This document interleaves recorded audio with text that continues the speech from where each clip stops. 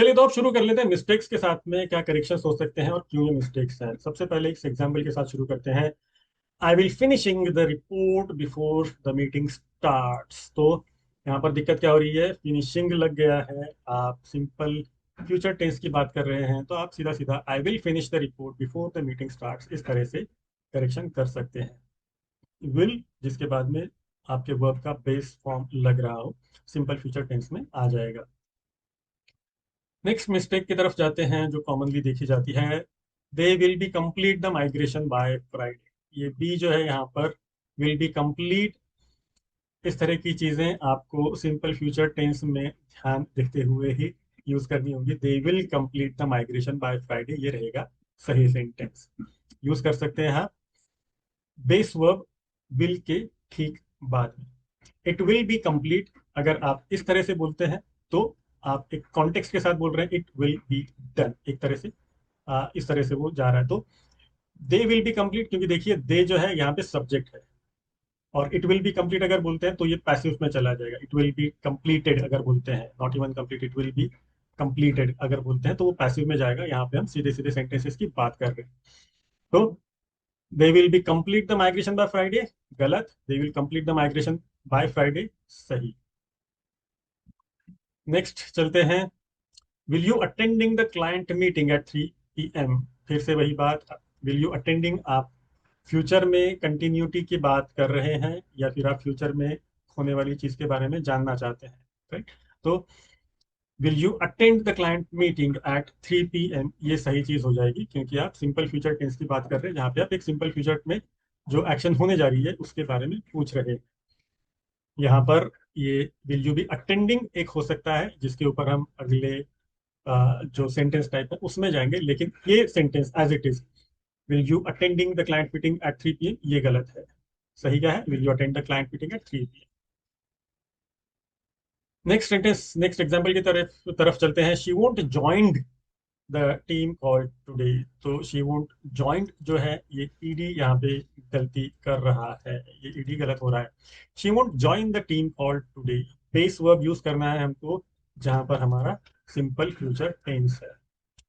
We will finalising the agenda when the client arrives. ये finalising, we will finalising, लोग generally बहुत बार ऐसा हम देखते हैं कि सिंपल फ्यूचर टेंस और फ्यूचर कंटिन्यूअस टेंस के साथ थोड़ी सी गलतियां हो जाती हैं, जहाँ पे सिंपल फ्यूचर टेंस और फ्यूचर कंटिन्यूअस टेंस में मिस्टेक्स की वजह से, कुछ मिक्सअप होने की वजह से इस तरह की गलतियां हमको देखने को मिलती है, और उन्हीं चीजों को हम यहाँ पे हाईलाइट भी कर रहे हैं। So we will finalising the agenda when the client arrives, ये गलत हो जाएगा क्योंकि आपको वी विल फाइनलाइज अगर पूछते हैं तो आपका जो सिंपल फ्यूचर टेंस है वो यहाँ पे सही फिट बैठ जाता है। So we will finalise the agenda when the client arrives, मतलब किसी एक ट्रिगर पे आप एक काम को कंप्लीट करने वाले हैं, सीधा सीधा इसका मतलब यहाँ पे बन के आ रहा है। बेस फॉर्म हम यूज कर रहे हैं, विल के आगे आईएनजी नहीं यूज कर रहे हैं। ये कोई फ्यूचर कंटिन्यूअस नहीं है जिसके बारे में हम आगे बात करने वाले हैं। अगर आपको ये वीडियो पसंद आया है तो इसे लाइक करिए, चैनल को सब्सक्राइब करिए और बेल आइकन भी दबा दीजिए ताकि आपको आने वाले सारे वीडियोस के नोटिफिकेशंस मिल सके और आपकी फ्लुएंसी दिन ब दिन इंप्रूव होती रहे। नेक्स्ट एग्जांपल के ऊपर हम चलते हैं। What will you do if the vendor not responds.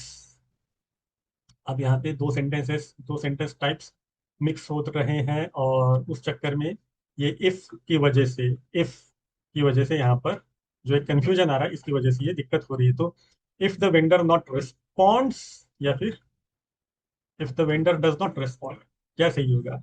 Obviously if the vendor does not respond. क्यों? क्योंकि आप सवाल पूछने के लिए डज के साथ जाएंगे। If the vendor does not respond, तो if the vendor not responds बोल रहे हैं आप, जहां पर ये सेंटेंस है what will you do if the vendor not responds. ये क्यों गलत है? क्योंकि आपने सेंटेंस को सही तरह से प्रेजेंट टेंस में जो जा रहा है, इफ द वेंडर नॉट रेस्पॉन्ड्स की तरह से जब इसको डाल रहे हैं तो उसमें सही तरह से सेंटेंस फॉर्म नहीं हो रहा है। क्या होना चाहिए कि if the vendor does not respond, vendor does not respond, if the vendor does not respond, ये सही एक सिंपल प्रेजेंट टेंस की तरफ जाता है।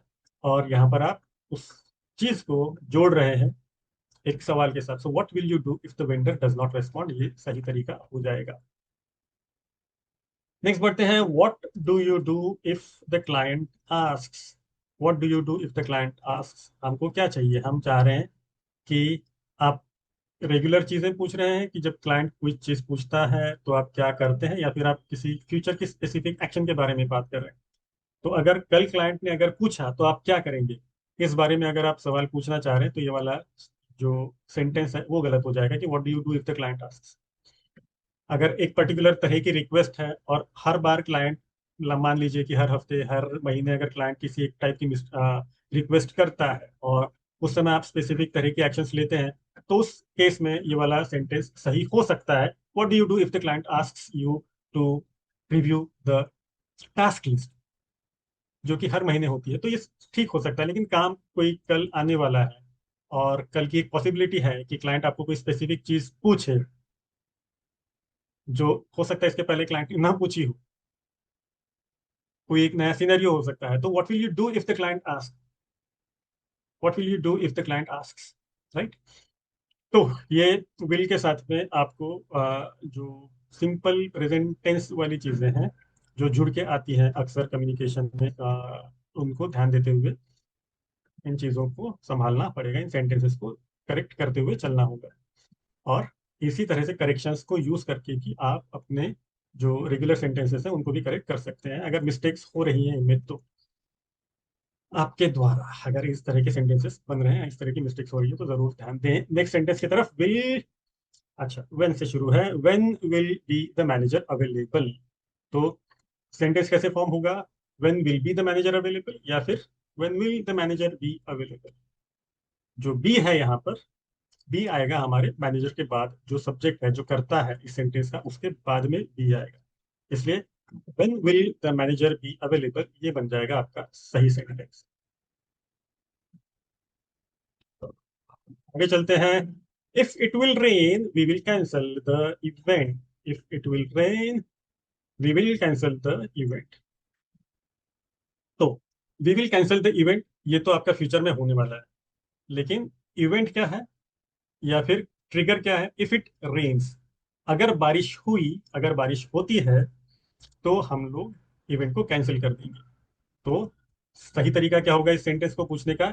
If it rains we will cancel the event. Simple present के साथ में हम फ्यूचर की एक्शन को इस तरह से जोड़ रहे हैं। नेक्स्ट सेंटेंस पे चलते हैं। We will start the meeting and will discuss the updates. तो आपने यहाँ पर दो बार विल लगाया हुआ है, जबकि जो काम करने वाले लोग हैं यहाँ पर वो एक ही है, जैसे कि इसमें सेंटेंस में वी। ठीक है, तो सही तरीका क्या होगा? We will start the meeting and discuss the updates. आपको फिर से विल लगाने की यहाँ पर जरूरत नहीं है। नेक्स्ट सेंटेंस की तरफ चलते हैं। I finish the task when the manager returns.